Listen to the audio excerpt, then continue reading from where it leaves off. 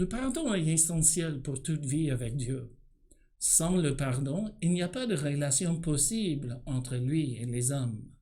Pourtant, pour certains chrétiens, le pardon semble être une chose difficile. Au lieu de se tenir à ce que disent Dieu et sa parole, ils y ajoutent toutes sortes de choses supplémentaires. Des conditions, des exceptions, des limites, même des refus. Tel était le cas d'une chrétienne qui ne voulait pas pardonner à sa belle-mère. Quand je lui ai demandé pourquoi elle ne voulait pas lui pardonner, elle a répondu « Si je lui pardonne, je dois être son amie. » Puisque la belle-mère en question était méchante, c'était alors inconcevable de lui pardonner. C'était aussi le cas de ce chrétien qui m'avait dit que Dieu ne pouvait pas lui pardonner car il avait enfreint plusieurs des 10 commandements. Il croyait vraiment que puisqu'il n'était pas parfait, il ne méritait pas d'être pardonné. Dans ce cas-là, le pardon ne concernerait que ceux qui n'ont jamais commis le moindre péché. Mais n'ayant jamais fait de mal, qui aurait besoin d'être pardonné? Encore d'autres chrétiens semblent croire que Dieu ne peut pas leur pardonner tant leur faute est grave.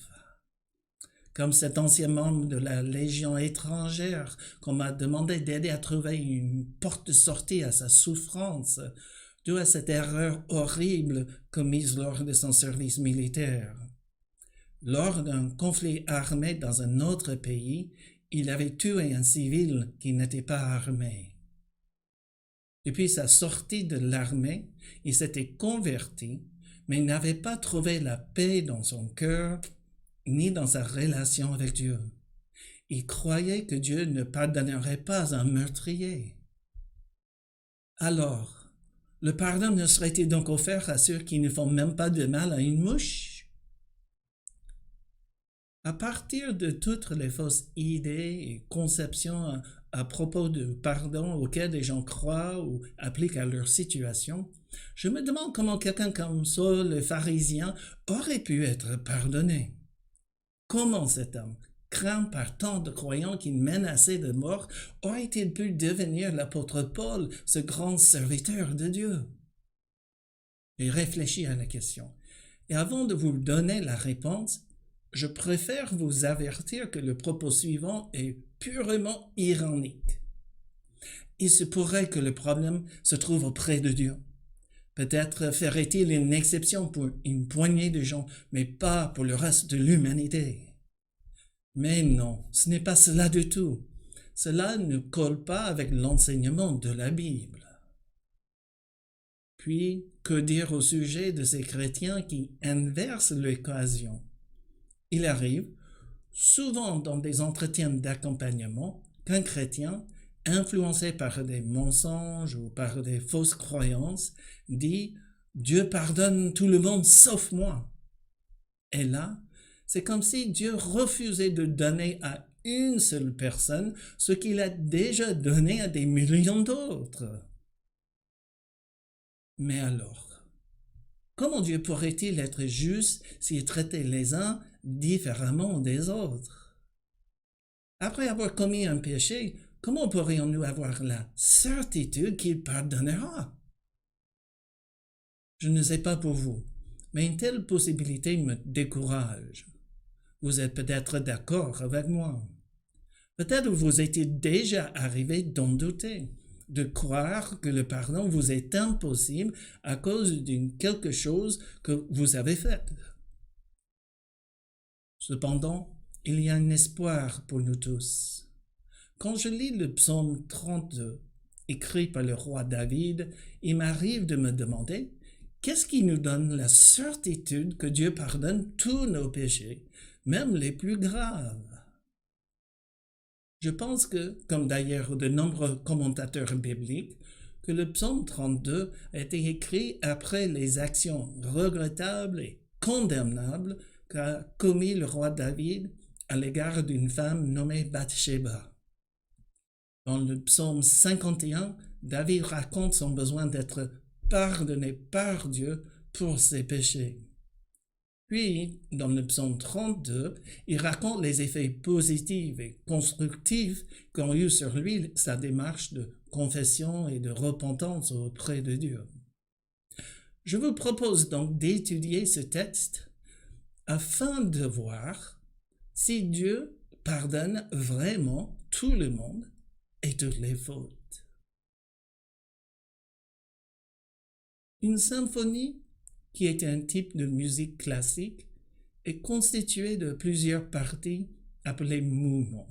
Chaque mouvement se termine par une pause avant que le mouvement suivant ne commence.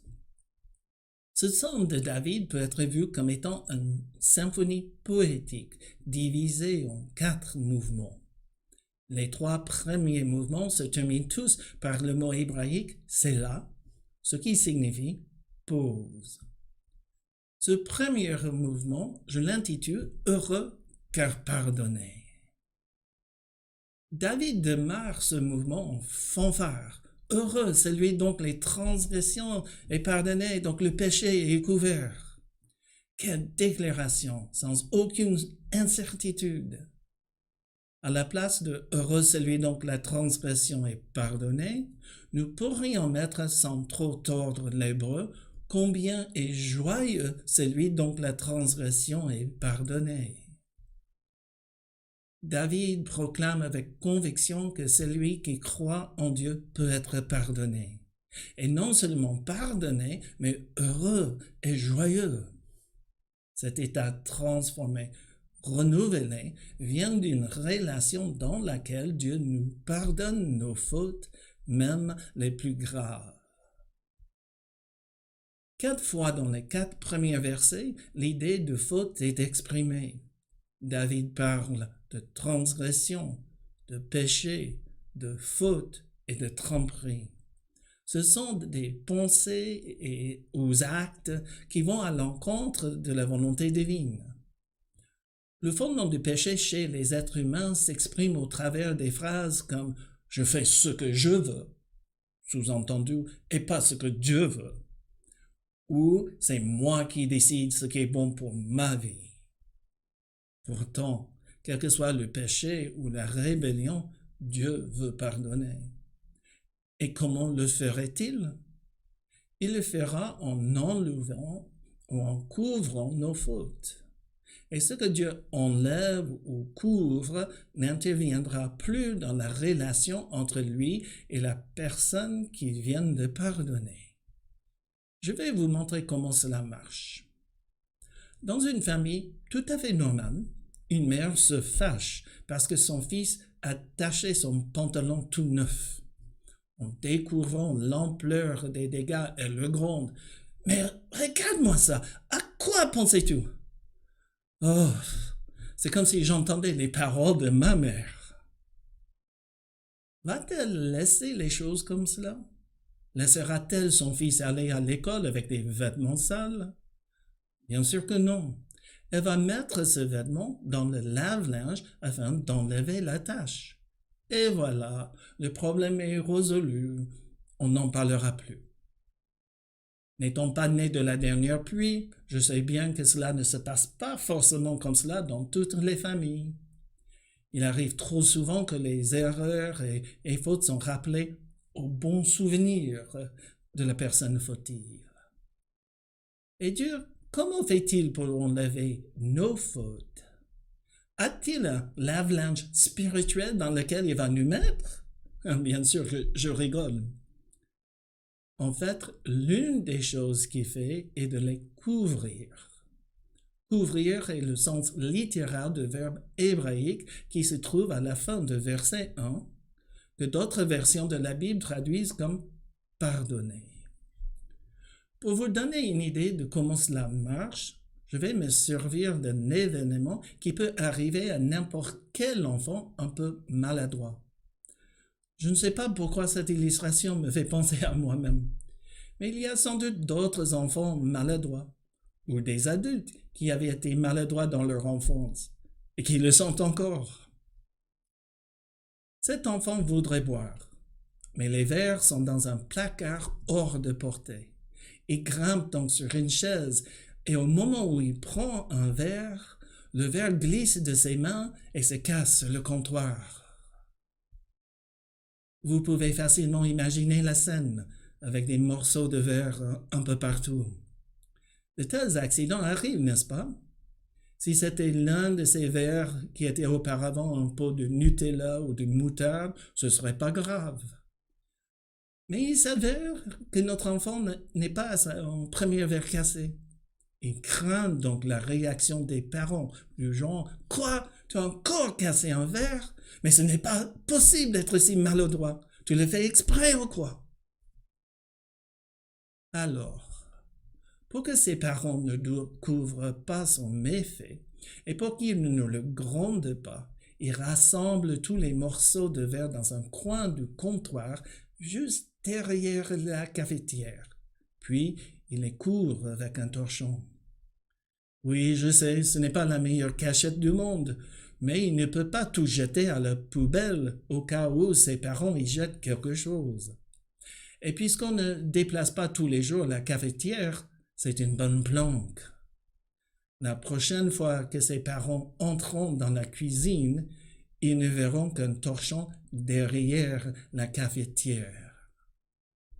À l'époque du roi David, il n'y avait pas de torchon de cuisine pour couvrir les fautes. Lorsque la faute, appelée aussi péché ou transgression, a été reconnue ou découverte dans un acte de repentance et de demande de pardon auprès de Dieu, il fallait sacrifier un animal. Le sang de l'animal versé sur l'autel couvrait le péché. Grâce au sang versé, Dieu pardonnera la faute commise. Puis, lorsque Dieu regarde la personne fautive, il ne verra pas la faute, mais le sang versé qui la couvre. Si la personne commettait encore un autre péché, elle devait faire encore un autre sacrifice. Car comme nous rappelle l'auteur de l'Épître aux Hébreux dans le Nouveau Testament, le sang d'un animal ne pouvait pas effacer une fois pour toutes les fautes. Il fallait donc un moyen plus permanent. Ce moyen-là, Dieu nous l'a donné. Ce moyen permanent, c'est la mort de Jésus, le Fils de Dieu, à la croix. C'est ce qu'a écrit l'apôtre Paul dans son deuxième épître aux Corinthiens. Car Dieu était dans le Christ réconciliant le monde avec lui-même sans tenir compte aux humains de leurs fautes. C'est donc avec le sang versé de Jésus à la croix que Dieu couvre nos fautes. Lorsque Dieu regarde la personne qui a accepté que Jésus soit mort pour que ses fautes soient pardonnées et qui a confessé ses péchés, il ne voit pas les verres cassés et aux autres fautes. Il ne voit que le sang de son Fils qui les couvre. Au lieu d'admettre à Dieu ce qu'il avait fait et de s'en repentir, le roi David a cherché à cacher ses péchés. Un peu comme pas vu, pas pris. Pourtant Dieu a vu ce qu'il avait fait et ne l'a pas oublié. David a préféré garder le silence, mais ce faisant, il a payé cher. Sa peine a été douloureuse. Il était abattu dans son fort intérieur et la force lui manquait. Ce que je vais dire maintenant ne me plaît pas trop, mais il faut quand même le dire. Même des chrétiens peuvent agir de la sorte. Peut-être d'autres personnes ne savent pas ce qu'ils ont fait. Cependant, Dieu le sait. Garder le silence pour que personne ne sache ce que nous aurions fait n'est pas très sage. Le prix que nous aurons à payer est très varié.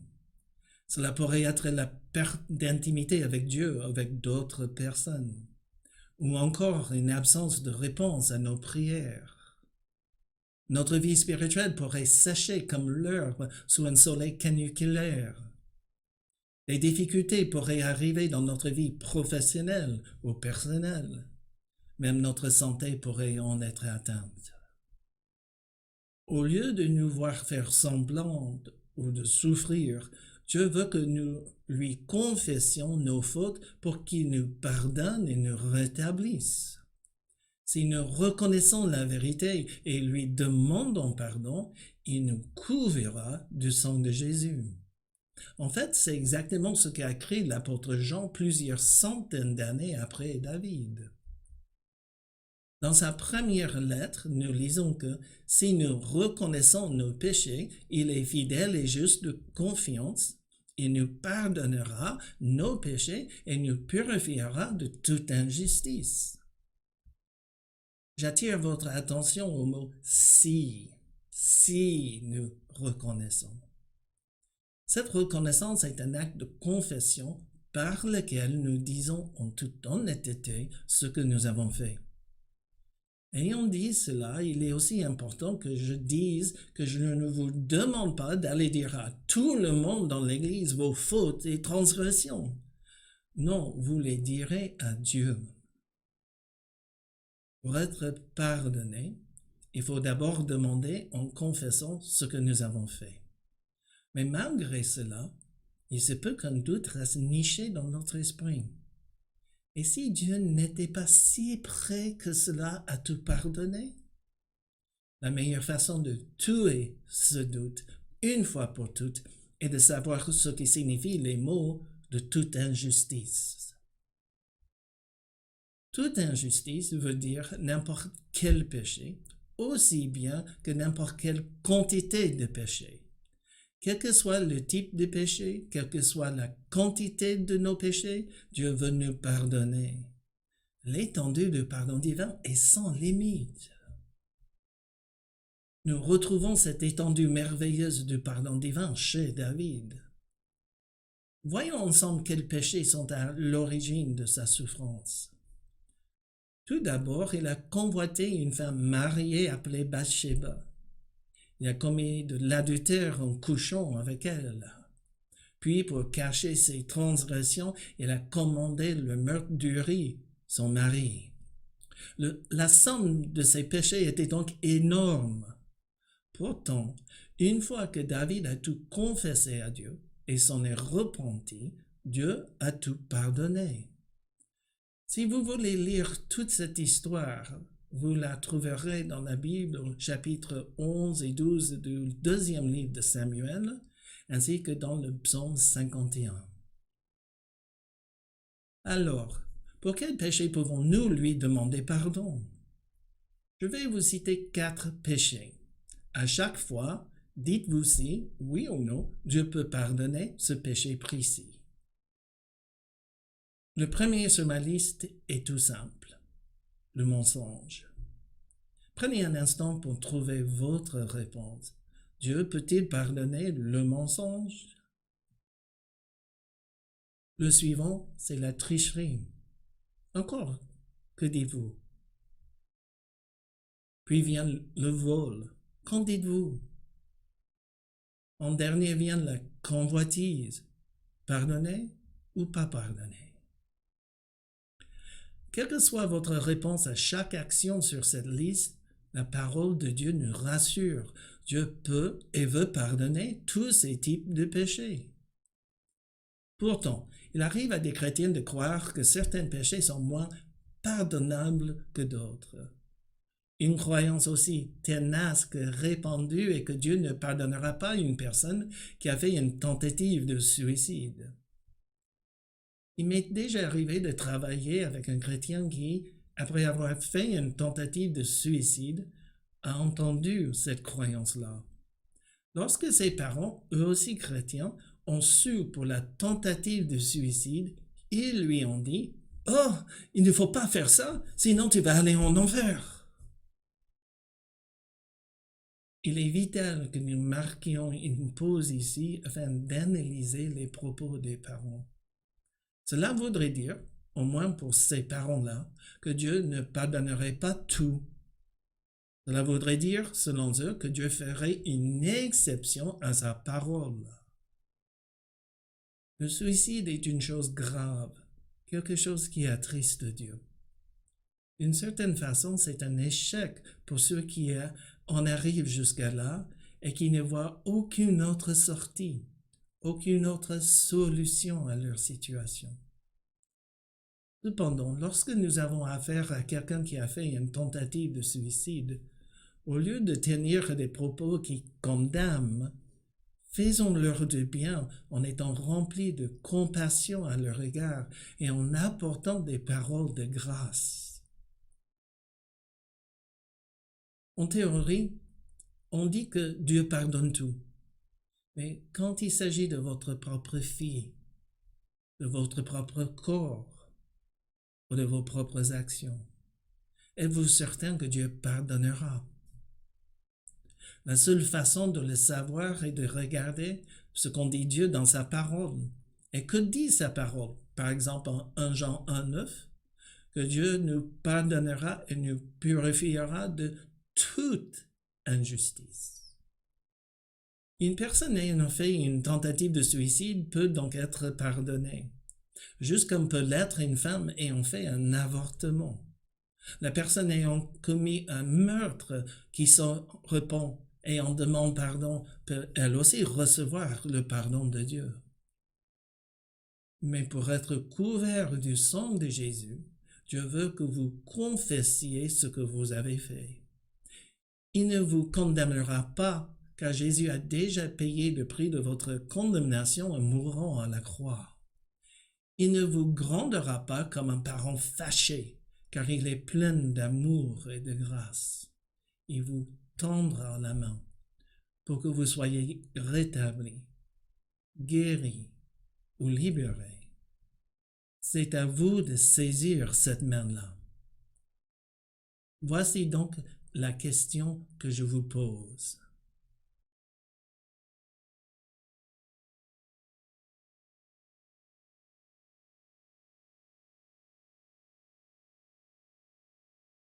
Voici ma réponse à la question. Jamais l'Écriture ne fonde le pardon sur la légèreté de la faute. L'essence du pardon est la bouleversante compassion de Dieu. Il n'y a pas de poids, de mesure avec Dieu. Grave ou léger, tout péché peut être pardonné.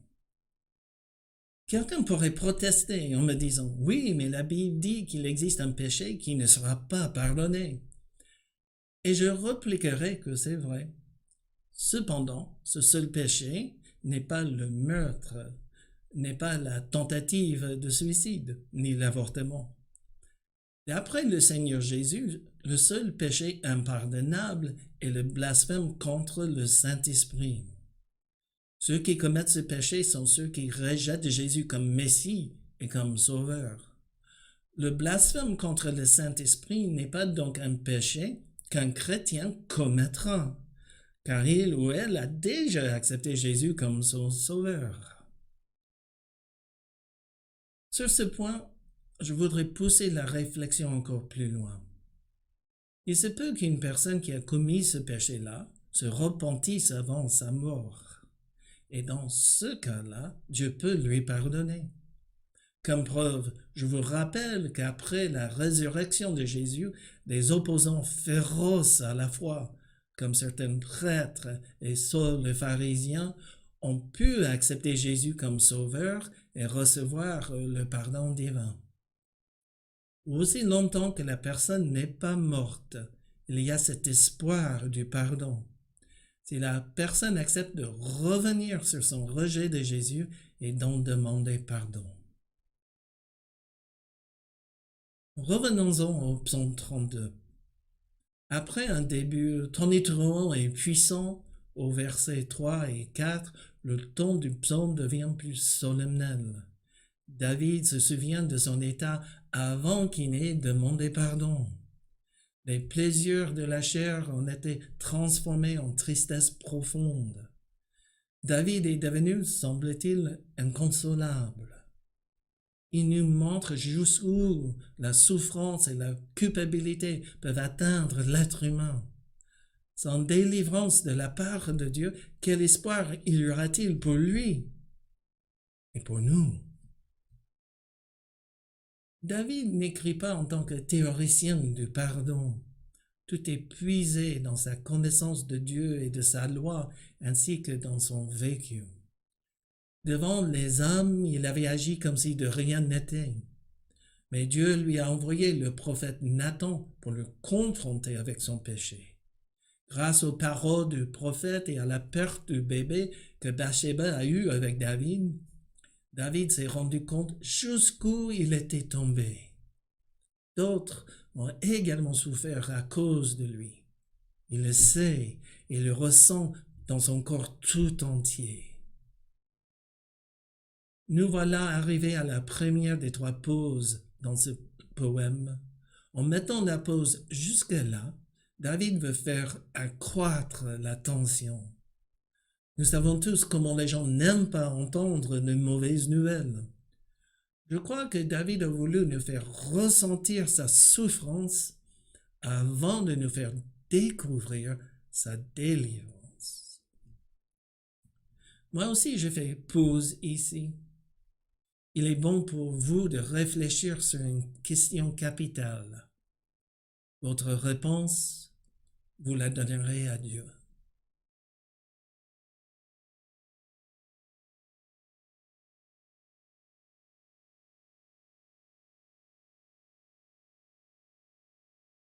Après cette première pause commence le deuxième mouvement, le plus court de tous les mouvements. Si le premier mouvement a terminé sur un ton très sombre, au début du deuxième mouvement, la joie apparaît telle une lumière transperçant les ténèbres. Au verset 5, David raconte comment il a confessé ses fautes, en confessant avec sa bouche ses actes, en ne minimisant rien et en acceptant le pardon de Dieu, car il faut l'accepter. Il a été restauré, restauré dans son âme, restauré dans son corps, restauré dans ses pensées et restauré dans sa relation avec Dieu. Il n'avait pas cherché à convaincre Dieu que finalement ses péchés n'étaient pas si graves que cela. David est sincère avec le Dieu qui sait tout. Et c'est la personne sincère en qui il n'y a pas de fraude ni de mensonge que Dieu pardonne. Pourtant, devant Dieu, David aurait pu essayer de se dérober à ses propres responsabilités. Mais Dieu, tu comprends pas, c'est Bathsheba la vraie coupable. C'est elle qui m'a tenté en se baignant nu sur le toit en face de chez moi. Mais une telle tentative de se justifier ou de sauver sa peau ne marchera jamais avec Dieu. En 1998, le président américain Bill Clinton a été convoqué par un jury spécial. Il devait répondre sous serment à des questions concernant les liaisons sexuelles qu'il avait eues avec une stagiaire de la Maison-Blanche et des mensonges qu'il aurait proférés sous serment devant un autre jury. Devant les membres du jury et face aux accusations, il a proclamé ces paroles malheureuses. « Je donnerai tout au monde pour ne pas avoir à admettre ce que j'ai dû admettre aujourd'hui. » Le président Clinton a tout fait pour ne pas admettre ses transgressions afin d'éviter un procès en destitution fait par le Congrès américain, ni d'être jugé par un tribunal. Clinton n'a jamais voulu se repentir de ses actions et finalement tous les procès faits contre lui n'ont abouti à rien. Mais le résultat sera bien différent le jour où il apparaîtra devant Dieu, car Dieu sait toute la vérité. Et devant Dieu, il est impossible de la cacher. Devant Dieu, celui qui ne s'est jamais repenti de ses péchés pourrait être amené à dire avec Bill Clinton, « Je donnerai tout au monde pour ne pas avoir à admettre ce que j'ai dû admettre aujourd'hui. » Les grands hommes d'État et des gens sans importance sur le plan national sont tous égaux devant Dieu. Après avoir entendu leurs aveux, Dieu sera obligé de les trouver coupables et de les condamner. Mais n'étant pas sous la loi des hommes, Dieu est libre d'agir autrement et de leur pardonner. C'est le sens de la croix de Jésus par laquelle Dieu agit d'abord pour condamner nos fautes, puis pour nous accorder son pardon. Au tribunal divin, il n'y a pas de peine allégée ni de sursis. Comme l'a dit l'apôtre Paul dans son épître aux Romains, car le salaire du péché, c'est la mort. Mais heureusement pour nous, Paul a continué. Mais le don de la grâce, le don de Dieu, c'est la vie éternelle en Jésus-Christ, notre Seigneur. Cet acte de foi qui proclame que Jésus est réellement mort à la croix à votre place, combiné à la confession de vos péchés, entraînera non seulement l'effacement de vos fautes, mais aussi l'effacement de la punition pour ces fautes-là. D'après le texte hébraïque du verset 5, l'une des actions faites par Dieu lorsqu'il nous pardonne est d'enlever toute iniquité et toute culpabilité. Pour vous aider à bien saisir cette action, je vais me servir d'un petit objet que vous avez sans doute tous chez vous. Ce petit objet est un post-it. De façon ludique mais toujours véridique, je vais vous montrer ce que Dieu fait à votre égard. Sur le corps de l'homme de l'image, le post-it sur son bras symbolise les péchés qu'il aurait commis avec son corps.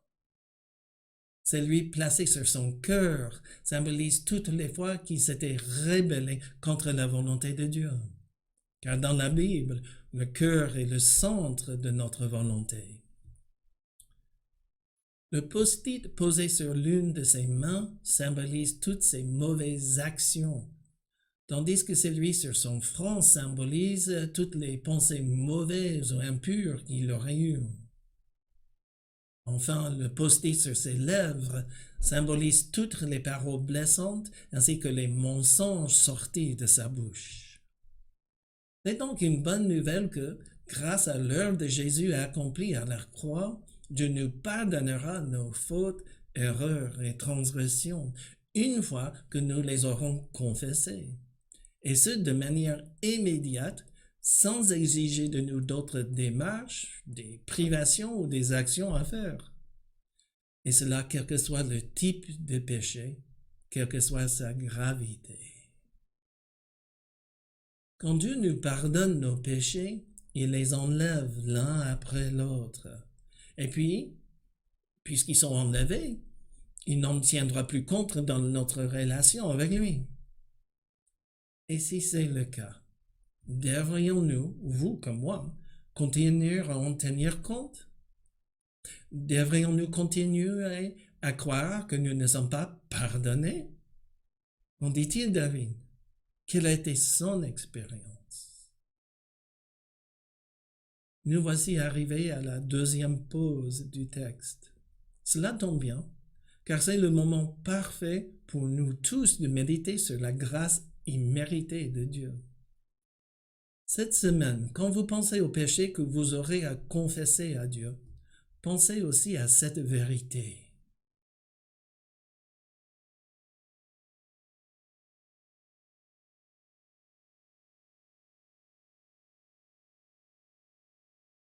Après cette deuxième pause, la symphonie de David entre dans son troisième mouvement, celui de ceux dont la prière pour une délivrance a été étendue. Au verset 6 et 7, David s'adresse aux autres croyants afin de leur rendre témoignage de la grâce divine qu'il a reçue. David veut qu'ils comprennent qu'ils peuvent, comme c'était son cas, trouver en Dieu un secours et un refuge.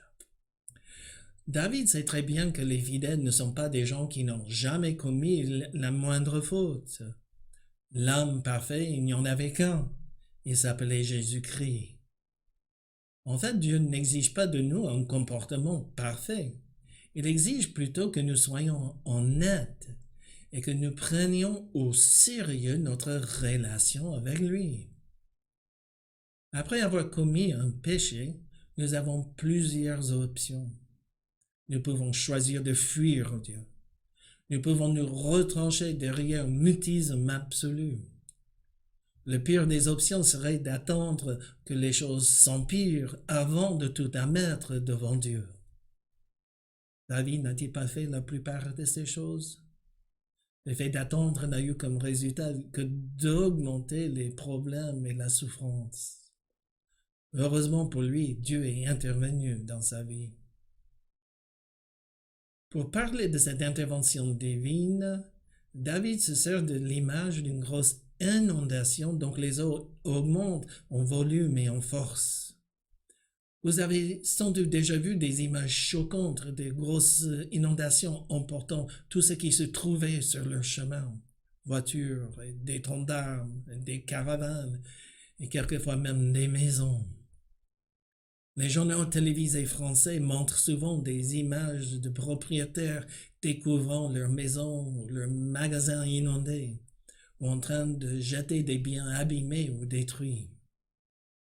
De telles inondations nous font découvrir à quel point nous sommes impuissants devant de si grandes forces. Dans son cas, David savait qu'il était en train d'être emporté par cette vague provoquée par ses fautes puis par le jugement de Dieu. Sa vie et son âme en étaient abîmées. Mais Dieu l'a arraché aux eaux et l'a mis en sécurité. La prière de David ici était autant une prière de repentance qu'un appel au secours. Depuis, David veut que toute femme, que tout homme sache que Dieu peut puissamment intervenir dans n'importe quelle tribulation ou épreuve. Même s'ils commettent des fautes ou des transgressions, ils peuvent appeler Dieu au secours et trouver en lui un refuge. Et en demander pardon pour ce qu'ils ont fait, ils peuvent, comme l'a fait David, pousser des cris de délivrance. Quelque chose du monde de la musique peut nous aider à saisir la grandeur de cette œuvre de Dieu. Quand un compositeur veut amener l'auditeur vers un climax, il indique sur la partition des musiciens qu'il doit jouer de plus en plus fort. Le terme musical est crescendo. On arrive au moment le plus fort, au sommet du crescendo, puis silence. Le silence après le crescendo prolonge et renforce l'effet du climax. Ici, la troisième pause à la fin du verset 7 joue le rôle du climax. C'est le point culminant de la symphonie. David vient de déclarer que Dieu est toujours là pour ses enfants. C'est un climax de gloire et de réjouissance suivi d'une pause, d'un silence. En accentuant la grandeur de Dieu, ce silence nous accorde à nous tous le temps de réfléchir sur notre propre situation et sur tout ce que Dieu peut faire pour nous.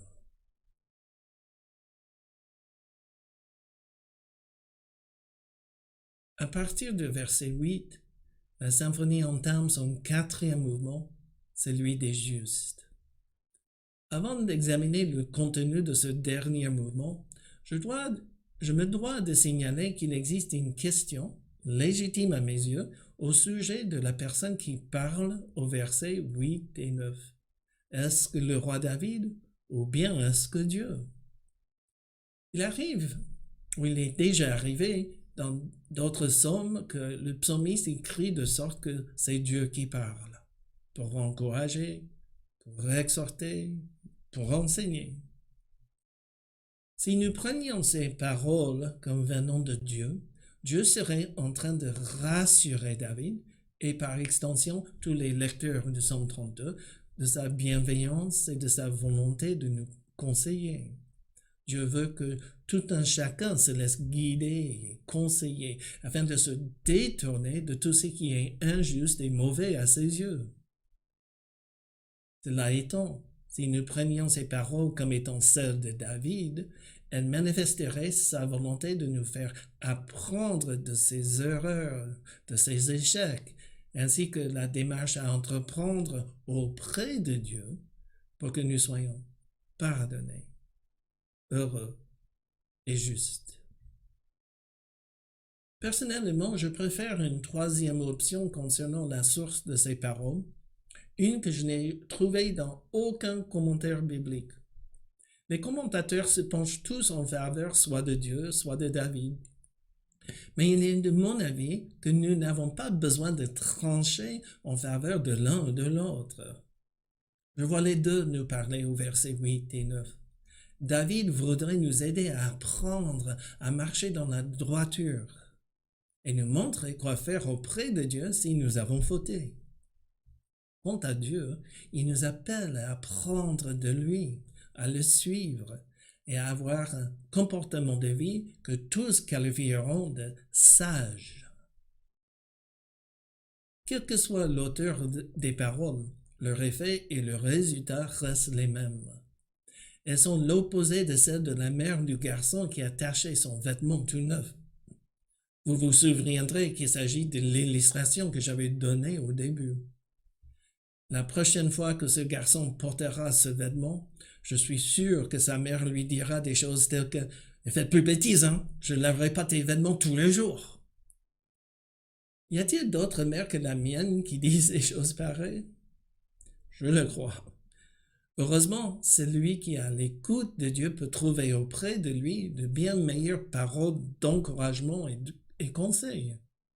Tout le contraire du cheval ou du mulet dans le psaume qui, en résistant, n'apprennent rien. Ceux qui sont sages y prêteront attention et les mettront en pratique. La relation avec Dieu est encore plus spéciale, plus riche, lorsque nous savons qu'il nous accompagne tous les jours et qu'il est prêt à nous dire comment faire, comment nous comporter. Ces paroles complètent le redressement, le renouvellement même de celui qui était tombé. David est à nouveau en paix avec Dieu et avec lui-même. Le royaume restauré, une âme apaisée, une vie remise sur les rails, c'est ce que produit le pardon de Dieu. Avec le verset 11, David termine le psaume tel qu'il l'a commencé, avec l'expression d'une grande joie. Celui qui est tombé a été restauré. Celui qui a fauté a été pardonné. L'injuste devant Dieu est devenu juste. Une vie restaurée est source de joie. Et voit que David voudrait que d'autres connaissent et expriment à leur tour. La louange jaillit du cœur de ceux touchés par la grâce de Dieu, que David appelle les justes. Depuis la mort et la résurrection du Seigneur Jésus, les justes sont ceux qui ont mis leur foi en Jésus afin d'être sauvés et pardonnés. Ils sont devenus justes par le sang de Jésus qui a couvert leurs péchés. Ils ne peuvent répondre à l'œuvre de Dieu en Christ que par la louange et la joie. Dieu attend que chacun fasse la même découverte que le roi David, que personne ne se prive de la bénédiction que donne la parole de Dieu, que tous deviennent pardonnés, heureux et justes.